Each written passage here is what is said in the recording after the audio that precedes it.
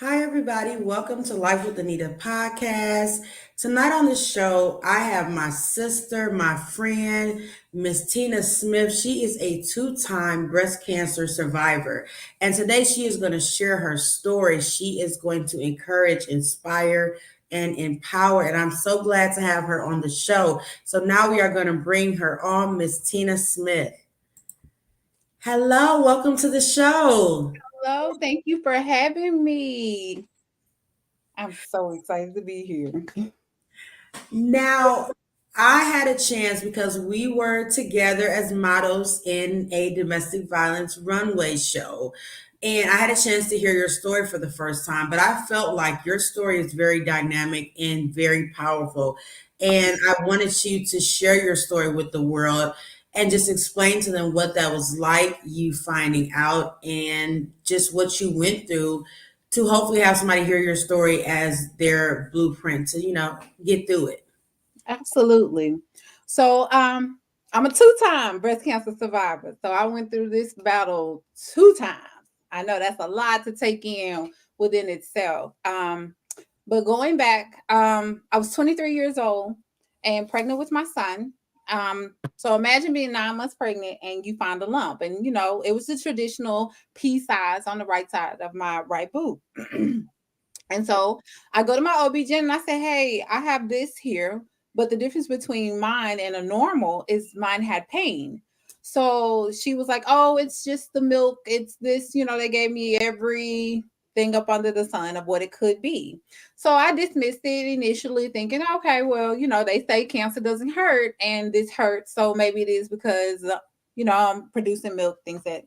So fast forward, I give birth and we're in the hospital and I try to breastfeed and it felt like my infant, my newborn had teeth.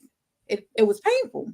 Hmm. So I brought it to her attention again and she said, oh, it's probably just your milk clotted, warm compress should be fine. Post-op, I mean not post-op, but post delivery, you Hmm. go for your follow-up after you give birth and then the spot is getting bigger and it's turning purple. Hmm.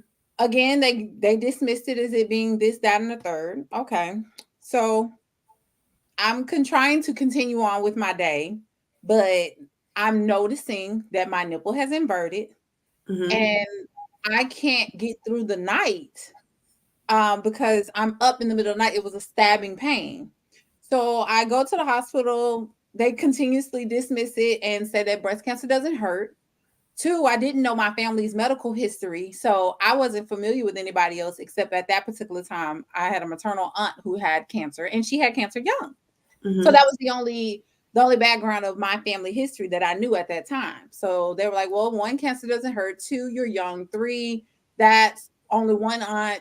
Yeah, you don't meet all of the qualifications to get a mammogram. Because keep in mind, I'm 23 years old, so they Hmm. a mammogram." And so they kept giving me, they did a biopsy, they did ultrasounds, all of this, and kept misdiagnosing it. So it got to a point where I couldn't even make it through the day. I'm at work, I'm having to go to the bathroom and take my bra off, trying to find some sense of relief.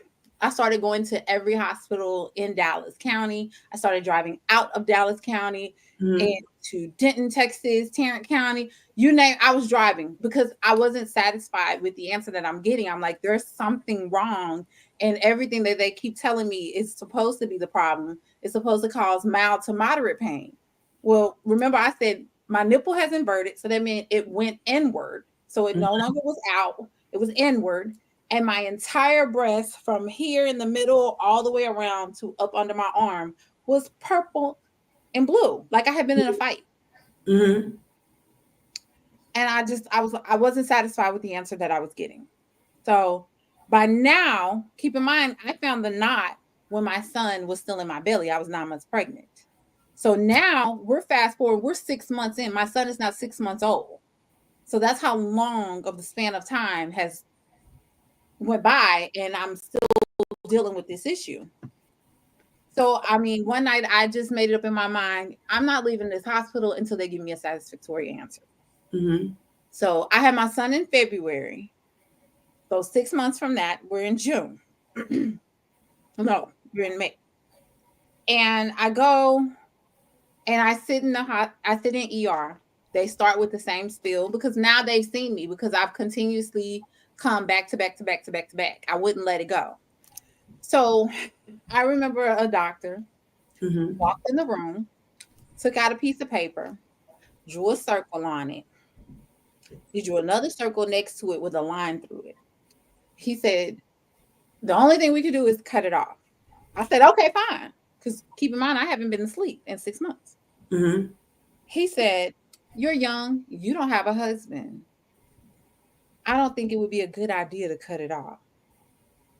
I said, you think I haven't slept. You think I care about what it would look like? I don't care. I'm not sleeping. Mm-hmm. Fast forward, Dr. Angelo comes in the room. She says, can I examine you? By this point, I'm in tears. I'm upset.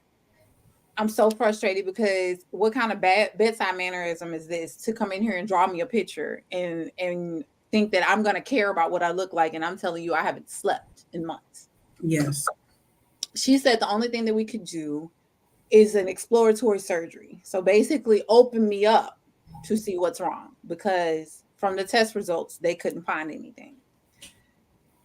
So I remember, keep in mind, I'd done multiple ultrasounds. I've done multiple biopsies. They kept saying they couldn't find anything. Okay. So we scheduled the exploratory surgery. They removed the nipple and a little and pieces of the breast tissue. 2 days later, after that surgery, I get a phone call. Mm-hmm. And it says to me, we need you to come to the hospital right now. I'll send or fax over whatever you need to send for me to send if you're back at work, whatever, because it wasn't like I didn't have any downtime from this surgery. And I was like, it sounds bad, especially if I got to leave work and come now. So just tell me now. And she was like, well, I can't tell you this over the phone. I said, well, you told me that I got to leave my job now and come. So clearly it's bad. So just tell me now. She wouldn't tell me. Get to the hospital.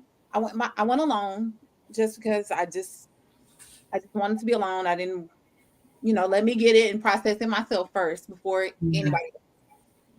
And I get there and she says that I have stage 3 progressing into stage 4 breast cancer.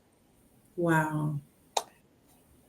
I felt like I had been hit by a ton of bricks. Because like, wait, what?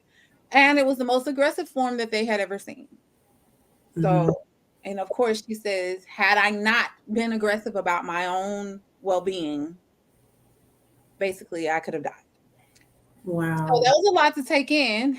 And I was pissed. I was extremely pissed off because I told y'all something was wrong. And if you'd have listened to me months ago, would I really be dealing with stage 4 cancer? That's, you hear stage 4 cancer, you're thinking I'm going to die. Mm-hmm. That's it. That's all I thought. And I was so angry, so angry. Yeah. But I went through all of the surgeries. I ended up having 3 more surgeries because they had to go back in and remove the rest of the tissue that they left behind, all of that. Keep in mind, she said that when she opened me, she knew immediately that there was something wrong. Mm-hmm. So I did that. They inserted the port, and I immediately started the most aggressive form of chemotherapy. Mm-hmm. Now, keep in mind, I'm 23 years old. I have 2 kids, a 5-year-old and a 6-month-old baby. And I was a single mother. So all I'm thinking is, how in the world am I going to make this happen? So I had injury to insult. One of the surgeries that I had, when they went back in to remove my lymph nodes from under my right arm, one of my lymph nodes had a nerve that ran through it. Mm-hmm. So when they removed it, I temporarily lost the use for my right arm. Wow. So I'm just like, can anything else? Like, why? Like, why me? I'm already got to be, because me and my kid's dad, we broke up during my pregnancy. So I'm a single mother. I'm trying to be in college, 2 kids, and cancer. I'm done.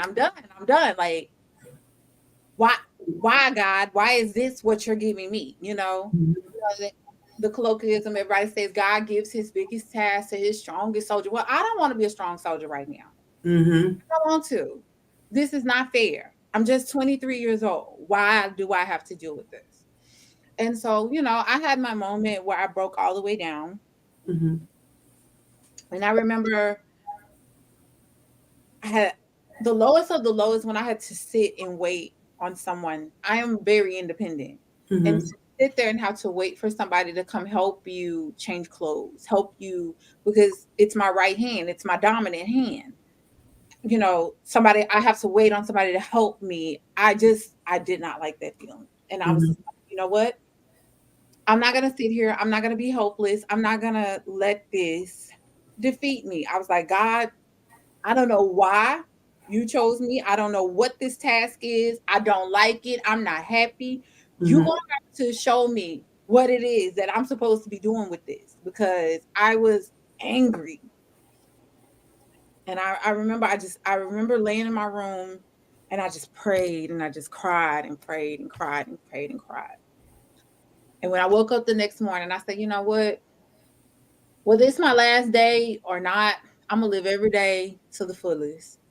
And I made it my business that every single time I went to that chemo room, I made myself up. I was like, you're not gonna look like it. You're not gonna let this beat you, because you gotta have an attitude to fight. Mm-hmm. Every day I got up, I did my makeup. Or if I didn't do makeup, I put on some lashes, I wrap my hair up, or I put my pretty wig on, I put a cute outfit on. Like, I made going to the hospital, because I spent my whole day at the hospital. Like, it was Mm-hmm. literally like a job. You get there at 8 o'clock in the morning, you do labs, you have to wait on your labs to come back, because if your white blood cells are not where they need to be, then you can't take chemo. Mm-hmm. So you got to do labs, then you got to wait. Then once your labs come back, then you do chemo. So then Mm-hmm. they take you back there. And then so the first 30 minutes to an hour of chemo is pre-meds. Then it's 2 hours of a drip. So literally all day at the hospital. And then it's like, once you finish that, by the time you're done with your day at chemo, you're completely wiped. I was like down. So, but fast forward, push through that. That was the hardest 2.5 years of my life. Mm-hmm. Pushed through, made it through, beat cancer. I was like, yes, did it. And I became the biggest advocate of telling people, know your body, listen to your body. Don't let the doctors tell you that something's not wrong, because you know you. Get into it with your star player and know you. Mm-hmm. Okay. Everything's great. Life has progressed. Things moved on. I was really heavy on staying on top of my doctor's appointments. So every year, like clockwork, I was following up, doing my mammograms, doing my Mm-hmm. exams, doing everything. Watch my diet. I used to be almost 400 pounds. I lost weight. I had the weight loss surgery and got the weight off. I changed my diet. When you say do it, I did it. I did whatever I felt like I needed to do in order to keep myself healthy. I stopped drinking. I stopped smoking. Mm-hmm. I'm trying to check all the boxes, because I Yeah. do not want to go through that again, ever again. I don't wish that on nobody. Yeah. Um, Unfortunately, almost a year ago, in 2 days it'll be a year again. Mm-hmm. I went for my mammo, my annual mammo, and she said I saw something. I was like, okay, what did you see? Mm-hmm. And she was like, it could be something, could be nothing. We're just gonna double check it. I said, okay, all right. So I was like, you know what? I'm not gonna stress about it. I'm gonna let it roll. She said, I want you to come back. We're gonna take some more pictures. We're gonna do a little more in depth. I'm like, okay. Unfortunately, my cancer came right back in the same space at the Wow. same dot, which is forever a raised spot on the right side of my boob. And Mm-hmm. it's always there. It's always tender. It's been there since the first time. So, you know, but she said it's stage one. So we caught it early. Mm-hmm. What do you want to do? I was like, what do I want to do? Oh, Mhm. cut it off. And she was like, I said, yeah, cut them off. And she said, cut them both off. I said, yes, because what she beat around the bush of saying they saw something on the left, but they're more concerned about the right, is what she Mhm. said. And I'm like, cut them both off. Clearly, they don't want to hang out with me anymore. That's fine. Yeah. So on my 40th birthday, I had a double mastectomy. Mhm. I thought, no, that's easier than going through chemo and doing all of that. Yeah. I had no idea that that was going to be a year of healing and back and forth. Because with a double mastectomy, they remove your breast, they remove the breast tissue all the way down to your chest wall.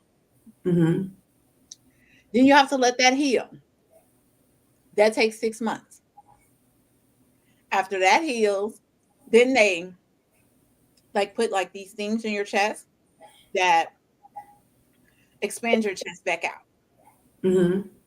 That goes on for about another 3 to 6 months. Once you get to the size that you want to be, then they take those out and put the implants in. Mhm. Then you go through a healing with that. That's another 3 to 6 months. So a year and a half of healing. Yeah. It was just like, I thought this was going to be easier than chemo. Mhm. It wasn't. Excuse me. And I'm just like, what did I do wrong? I thought I checked all the boxes. Mhm. I thought I did everything I was supposed to do. And it bothered me. I'm sorry. No, you're okay. It bothered me because I thought I did everything that I was supposed to do right. Mhm. I thought I checked all the boxes. I thought I was eating right, exercising, doing everything to prevent it from coming back. Yeah. But in hindsight, it taught me perseverance. It taught me that I'm stronger than I thought I was. And this time around, instead of hiding myself, because the first time I hid myself, Mhm. I didn't share my story. I didn't talk to people other than the people who I saw at the hospital in the chemo room. That's it. That's all. Those are the only people I ministered to. And Mhm. said, it's a great morning. You can do this. You can fight. That's it. I kept my testimony strictly to the people in that chemo room with me. Mhm. But this time around, I decided to talk to the world Yeah. because I remember I had a quest for knowledge. I wanted to know why this, why that, why all of these things happen, because the pamphlets that they give you, the pamphlets are okay, but they don't cover Mhm. the information we need. You Yes. know, the information for us brown and blacks. It's Mhm. not, it doesn't cover that. It doesn't talk about, when my hair fell out, all of it fell out. But Mhm. when it grew back, it didn't grow back the same. Like I Mhm. have one side of my hair is thinner than the other side. And it will never grow back. Mhm. You know, those things, resources, where to find rides. There's actual ride shares out there that will take you to and from chemo. I used to, after chemo, I would have to sleep in my car in the parking garage at the Mhm. hospital because I was so drugged up that I couldn't function to drive myself home. Oh You God. know, those resources, nobody tells you about them. Yeah. So I decided to pull all of that information together and create Surviving Sisters. And Mhm. my nonprofit Surviving Sisters, that is what I'm dedicated to. Educating, uplifting, and empowering anybody. It doesn't matter what you're battling, getting you resources that is not otherwise known to the popular, to the community. Mhm. But here I am. I am almost a year post out again. Mm-hmm. I'm excited. I'm living my best life. I feel like I am. And God has truly kept his hands on me. I am so eternally grateful to be a two-time breast cancer survivor. I never in my 41 years of living thought that that would be my story, but that's my story. And now, Tina, when I met you, you never would have thought by the energy, the great spirit that you have, and the way you uplifted all of us in one room, who we all have been through different things, but the way you pushed everybody and you became this dynamic leader that was like, listen, y'all, we got this. And we formed a sisterhood in the room in one night like that. And it was a lot of it was because of the energy and the love that you were giving. And before I heard your story, I had no idea, because the way that you carry yourself, just how you uplift others, I had no idea. And so I just want to tell you that you are amazing. I love your spirit. You give other people who have been through things the courage to be like, you know what? If she can do it, I know I can. You I better. don't know why I'm walking around here not smiling, okay? Okay. So, yes. Now, as far as your nonprofit, what kind of things do you offer and do you plan to offer to help people who are affected by breast cancer? So right now what I do offer is I don't specifically offer that. I would love to get to a point where I could be a one-stop shop, but Mhm. unfortunately, God will prevail and I will expand to be that. But right now, I provide resources. So I connect you with the resources. So I have connections with ladies who do wigs and wig Mhm. cleanings. And, everybody's not comfortable going to the wig shop. But Yeah. now you got Timo and Amazon rolling. So listen, Yes. we're in a new era. But I have a couple of ladies who they do wigs, so they do customized wigs for not just for cancer patients. If you're dealing with alopecia, any kind of illness, Mhm. they work with you. They talk about skin and healthcare, and they also do cleaning of the wigs, so you can also send them back to them. I even I've connected with this nonprofit that you don't think I'm too tired to walk my dogs. There's actually a company who their main goal is to come out and they'll walk your dogs. They'll help with your pets if you're ill and you can't do so. I'm Mhm. a dog lover, so that's why I know that.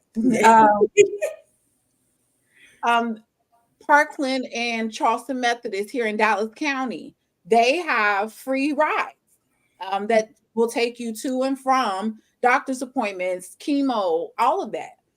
There, and I'm also connected with some ladies who they help you get, if your illness is severe where you need physical therapy or home health.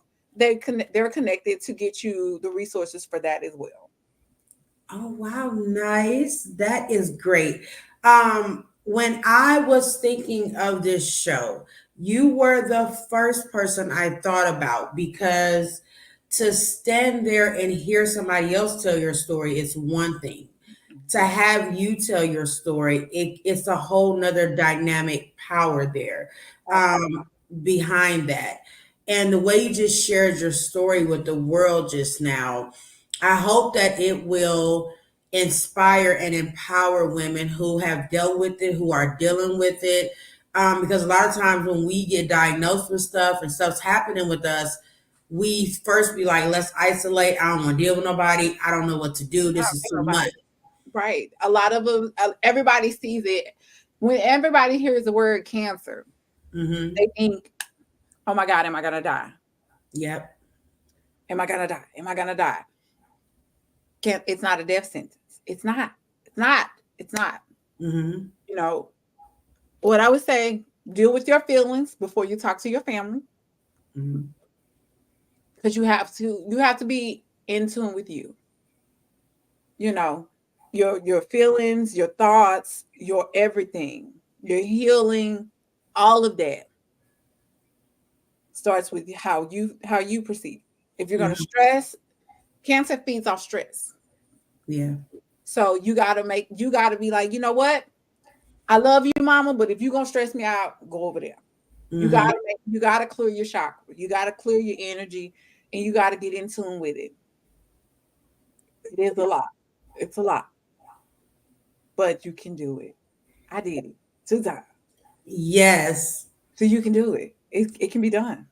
I'm a walking, living testimony, and I don't take any of it for granted. Which is why I wake up every morning with joy in my heart because that's a gift. Yeah. Because I know 23, I was 23 years old. I wasn't even supposed to be here. There are people who had stage 4 cancer and they're not here to talk about it. Yeah. So the fact that I am here to talk about it today and share my story and share my testimony on how good God is, that means everything to me. And I will not waste time not talking about A, how good God is, and B, Yes. how I did it, because I wish I'd have had somebody to talk to me. Yeah. I had been through it besides a maternal aunt, and we're not close. And she was still going through her battle. So she was dealing on her own. So she wasn't there to like reach out and coach me through what to expect, and she was in another state. So the fact that I'm done that and I've come to find out my family medical history, come to Mm-hmm. find out that on my grandmother, on my dad's side of the family, my great grandmother, she Mm-hmm. died of breast cancer. And I actually had cousins on my dad's side who also had their battle with breast cancer. Wow. Because my mom and my dad split when I was young, Mm-hmm. wasn't come close with that side of the family, and I missed that information, Yeah. which is why it's so important that you know your family's medical history. It is so important to get that information because had I had that information back then, just maybe I could have got the mammogram that I needed to diagnose. Mhm. Yes, knowing your family medical history is extremely important. And I know a lot of people, they hear about getting a mammogram and they don't realize how important that is, how that can be so helpful to your health and us as women, making sure we catch things early. So, what would you say to the woman that's like, I feel like I'm fine, I'm healthy, I don't want to go through that every year or go even get it done? What would your advice be? Go, especially if you know your family's medical history. But even if you do not know your medical history and you have reached that tender age of 40, go. It is better to know you are good than to guesstimate that you're good and not. I mean, it's just like I tell my kids, I'd rather believe there's a heaven and get to heaven and find out it's not one Mm-hmm. than live my life full of hell and die and find out it is. Yes, that is true. And now, Tina, as we have heard, your story has been empowering, inspiring. What would be some words as we get ready to end our show that you would want to leave people with if they want to reach out to you to learn more and to just have you as a resource? How can they contact you as well? I am Tina Smith on Facebook and on Instagram, TikTok. I am FAB underscore Tina TINA 11, the number 11. Reach out to me. I'm very open. I'm very vocal. I'm very friendly, approachable. Please, please, please. I am always available. If you want to talk, if you need resources, whatever it is, if you just want to just say, hey, I have a question about these kind of bras, or I want to know more about this, whatever it is. If I don't know the answer, I'll find out because I'm real nosy. I'm going to go find out. But just please, always, there's no such thing as a dumb question. That one question may be something that somebody else was wondering, but also too afraid to ask. So please reach out. Thank you so much, Tina, for you being on the show. Thank you for This inviting me. I was trying not to cry, but when I tell you that your story is truly dynamic, and I think that you are going to help a lot of women understand this dynamic, and you inspire so many.